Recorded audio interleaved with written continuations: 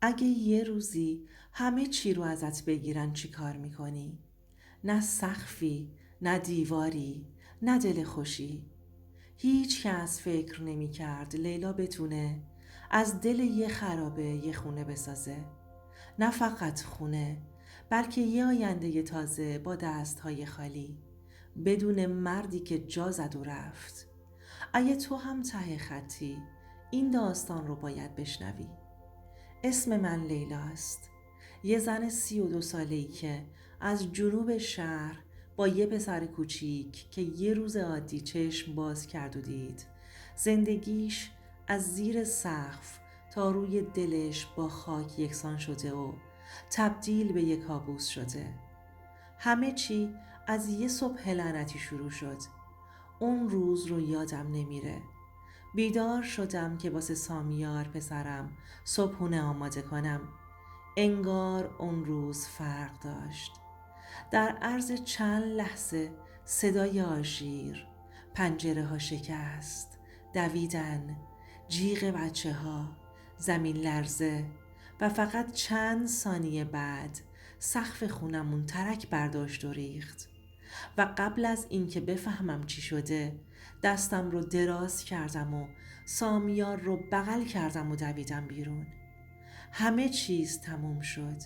کل زندگیم، جهیزیم، عکس هام، آلبوم عروسی، خاطراتم، حتی دفتر نقاشی پسرم سامیار، لباسامون، حتی آخرین یادگاری مادرم. همه چی از بین رفت. اون شب رو توی خیابون خوابیدیم. پتو نداشتیم. فقط یه مانتو تنم بود. سامیار رو بغل کرده بودم که نلرزه از سرما. و فرداش منتظر بودم شوهرم پیدا شه. من هنوز تو شوک بودم. خونه ای نبود. خبری از شوهرم نبود. تماسهاش قطع شد. اون روزا همه دنبال پناه بودند. بعضیا خونه فامیل رفتند. بعضیا کمپ زدند، اما من هیچ کسی رو نداشتم. خانوادم توی یه شهر دیگه بودن. وضعشونم خوب نبود. شوهرم هم از وقتی خونه خراب شد دیگه هیچ ردی ازش نبود. گوشیش خاموش. هیچ کسی ازش خبری نداشت. تا مدت‌ها منتظر بودم که یه روز برگرده و بگه که برگشتم. ولی نیومد. یه تماس هم نگرفت. اون روز فهمیدم یه زن اگر بخواد زندگی کنه نباید منتظر کسی بمونه. من موندم با یه پسر 6 ساله و یه قلبی که مدام میلرزید. همسایه ها اولش کمک کردند. 3 شب اینجا، 2 شب اونجا. ولی خب هر کسی زندگی خودش رو داره. بعد 2 هفته هیچ کس دیگه جواب زنگ در رو هم نداد. یه شب تو خرابه خونه خودم برگشتم. همون جایی که سقفش رفته بود، ولی هنوز بوی زندگی من رو میداد. یه چراغ قوه پیدا کردم و نشستم وسط آجرها. گریه نکردم چون سامیار بیدار بود. یه کارگر ساختمونی همسایه بهم گفت خواهر اینجا بمونی مریض میشی. بیا با زن و بچم زندگی کن تا جا پیدا کنی.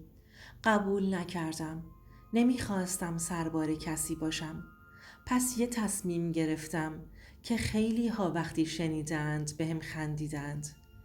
برگشتم خونه ویرون شده خودم که دوباره بسازمش با دستهای خودم. از فرداش شروع کردم رفتم بین آوارها. با دستهای خودم آجرهای سالم رو جدا کردم. چوبهایی رو که میشد استفاده کرد. از یک کارگر ساختمونی کمک خواستم که راه رو بهم نشون بده. آب ریختم تو سطل. شن و سیمان قرض گرفتم. مدام با کارگرها حرف می زدم و سوال می پرسیدم. اونا به هم می گفتن تو زن تنهایی هستی، نمیتونی اینا رو بسازی. این کار واسه مرداست. ولی نمیدونستند که یه مادر واسه پسری که دیگه سقف نداره مرد هم میشه. سامیار کنارم بود، می اومد کمکم. با سطل کوچیکش برام شن می آورد. همسایه ها برام چادر آوردند. یه شب زیر سقف پاره چادر وقتی بارون می اومد ازم پرسید مامان ما خونه دار میشیم؟ دستم رو گذاشتم روی دل کوچیکش و گفتم آره عزیزم، ولی ما یه خونه جدید میسازیم، محکمتر، قشنگتر، با همین دست ها. 3 ماه طول کشید. 3 ماهی که توش هم اشک بود، هم درد، هم تنهایی. هر روز صبح ساعت 6 بیدار می شدم تا غروب کار می کردم. پاهام تاول زده بود، دستهام زخم شد، ولی دیوارا بالا رفتند. خونه کم کم از دل خاک در اومد. اول یه اتاق بود، بعد یه آشپزخونه کوچیک. یخچال کوچیکی پیدا کردم که یکی بهم بخشیده بود. پرده زدم، یه گلدون کوچیک خریدم. همه چی داشت از نو شکل می گرفت. اما مهمتر از همه چیزی بود که توی دلم ساخته بودم: جرأت. شوهرم هیچ وقت برنگشت. بعدها شنیدم که تو شهر دیگه با یه زن دیگه ازدواج کرده، ولی من دیگه منتظر کسی نبودم. اون رفته بود، ولی من خودم رو پیدا کرده بودم. الان تو همین خونه زندگی میکنم. نه بزرگه، نه لوکسه، ولی هر آجرش یه قسمت از روح منه. یه روز که بارون اومده بود، نشستم پشت پنجره خونه نیمه کارم. سامیار بغلم بود. گفت مامان خونمون دیگه نمیریزه؟ لبخند زدم و گفتم نه پسرم، چون اینو با دستهای خودمون ساختیم. اون گفت مامان تو از دستهات خونه ساختی، منم از دستهام چیزای قشنگ میسازم. اون لحظه فهمیدم تربیت بچه از ساختن دیوارم سخت‌تره، ولی ما با هم هر دوتاشو ساختیم. الان که دارم اینو برات تعریف میکنم، ما توی خونمونیم، یه اتاق کوچیک، یه آشپزخونه جمع و جور، ولی کلی امید تو دلش و یه مادری که حالا میدونه اگه همه چیزش ازش گرفته بشه بازم میتونه از اول شروع کنه.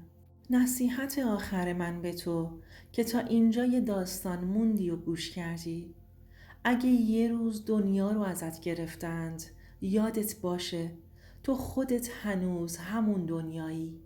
فراموش نکن خونه فقط دیوار نیست، خونه یعنی دل قوی، امید و ساختن، حتی اگه از صفر باشه. زندگی گاهی بد جوری خراب میشه، اما اونی که دوباره میسازه قهرمانه. اگه تو هم یه روزی تو مرحله صفر قرار داری، الان اون جایی هستی که حس میکنی ته خطره. یادت باشه هیچ کس نمیتونه دل تو رو بسازه جز خودت. اگه این داستان یه ذره امید به دلت داد، اگه حس کردی تنها نیستی، سابسکرایب کن که با همیم، با داستانهای واقعی زندگی قوی تر میشیم.